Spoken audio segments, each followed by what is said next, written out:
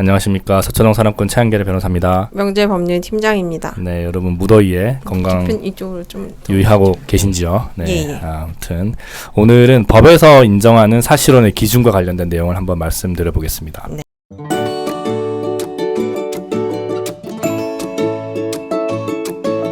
일단 사실혼은 혼인을 위한 기본적인 요건은 좀 충족은 했지만 혼인 신고라는 법적 그 형식 절차가 이루어지지 않은 것을 말해요.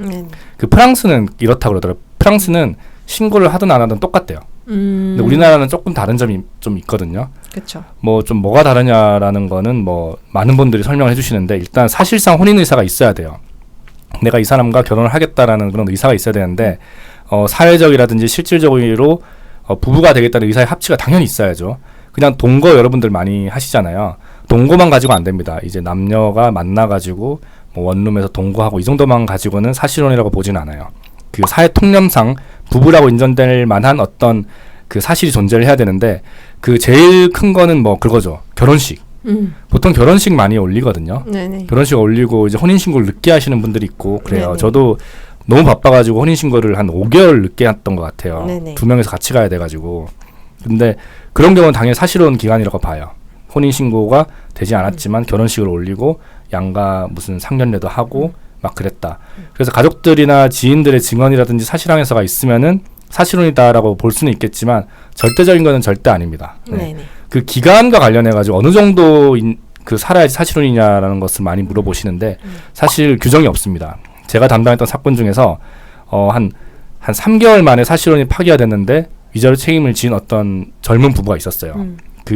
그런 경우도 있고 1년 2년을 동거를 하고 뭐 결혼식은 올리지 않았지만 양가 부모님들께서 인사도 하고 뭐 그 상견례 비슷한 것도 하고 했지만 사실혼으로 인정 안 된 경우도 있었거든요. 네네. 한 1, 2년 정도 동거라고만 봐가지고 그래서 사실혼이라고 인정 안 됐다. 그러면 약혼이냐, 약혼이냐, 사실혼이냐, 법률혼이냐 이렇게 딱딱딱 구분이 돼 있는데 약혼 전에는 아직 동거가 있죠. 네. 그 기간이 절대적인 건 아닙니다. 근데 이제 궁금하다 이러시면 저한테 이제 말씀을 주시면은 이 정도는 사실혼으로 볼 수 있을 것 같습니다라고 제가 판단을 해드릴 수는 있죠. 물론 100% 확실한 건 아니고요. 네네. 그 사실혼에 인정이 되면은 뭐가 달라지나요라고 이렇게 많이들 물어보시는데 그 법률혼이랑 비슷합니다. 그 동거 의무가 있고요, 부양 의무가 있고, 협조 의무, 정조 의무, 일상 가사에 대한 대리권, 뭐 부부간 연대 책임, 재산에 관해서 공유가 추정되고 이런 것들은 법률혼이랑 비슷해요. 그냥 동거하는 경우 있지 않습니까? 내가 이제 원룸에 내 여자친구랑 동거를 한다. 이런 경우에는 사실 안 살아도 돼요. 그냥 내가 다른 여자랑 자고 싶다 그래가지고 다른 여자 집에서 살아도 돼요.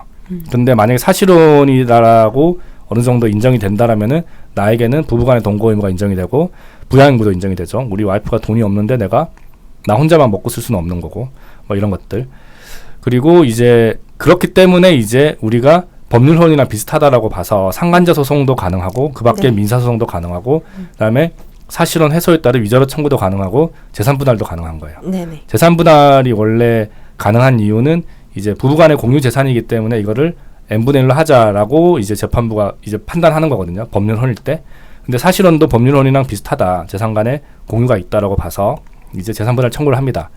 제가 이제 뭐 담당했던 사실혼 이제 마지막으로 사실혼 중에 기억나는 게 하나 있어. 맞아. 네네. 그 남자가 어디 암이 걸렸어요. 네네. 어떤 부분이 암이냐라고 하면은 걸려도 문제없이 잘 살 수 있는 그 부분입니다. 네네네. 네. 근데 여성에게 있어서는 와, 내가 이 남자 왜 결혼했지라고 아주 절망적인 이제 그 부분에 이제 암이 걸려가지고 네네. 그냥 사실은 결혼식을 올렸는데 결혼식을 올린 다음에 그 사실을 알게 된 거예요. 근데 저희는 암이라 그래가지고 금방 죽을 줄 알았어요, 사실. 그래서 빨리 끝날 줄 알았거든요. 네. 근데 와, 그게 한 3년인가 4년인가 가는 거예요.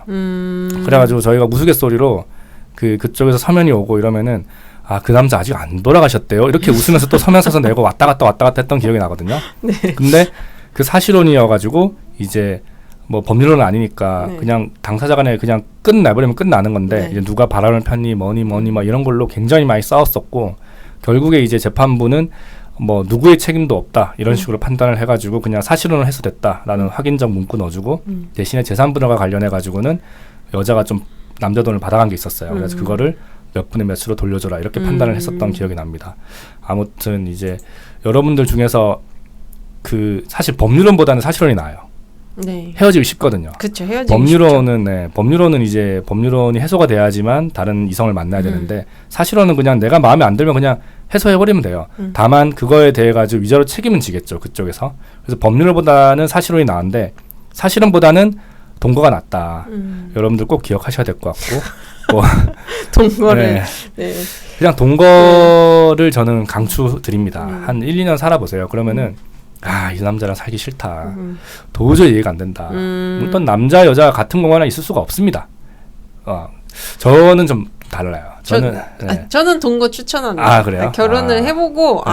왜 동거를 하라고 하는지 알 것 같긴 해요. 맞아요. 저는 싸우는 저희는 패턴이 비슷해서 싸우는 게 없긴 한데 그렇구나. 안 맞으면 진짜 많이 싸울 일들이 있더라고요. 맞아요. 치약 가지고도 싸우니까. 네, 그쵸, 네. 치약 뚜껑을 왜 안 닫아놓냐고 싸우고 그쵸. 또 치약을 왜 바깥에나 놔두냐고 싸우고 그쵸. 이런 식으로 동거를 해보면은 그게 뭐 익숙해지면은 또 괜찮아. 한 1, 2년 동거 해가지고 이제 조화가 되면 괜찮은데 그게 안 맞으면은 결국에 이혼을 해야 되니까 그쵸. 동거도 한번 해보고 또 웬만해서는 법률론 말고 사실론으로 좀 해서 나중에 쉽게 좀 헤어졌으면 좋겠다라는 그것도 말씀을 괜찮은 방법입니다. 꼭 드리고 싶습니다. 네. 아무튼 더 궁금한 거는 저한테 직접 연락을 주시면 되겠고요. 네. 여러분들 구독과 좋아요 꼭 눌러주시기 바랍니다. 지금까지 서초동 사람꾼 최한결 변호사였습니다. 명재법률 팀장이었습니다. 감사합니다. 감사합니다.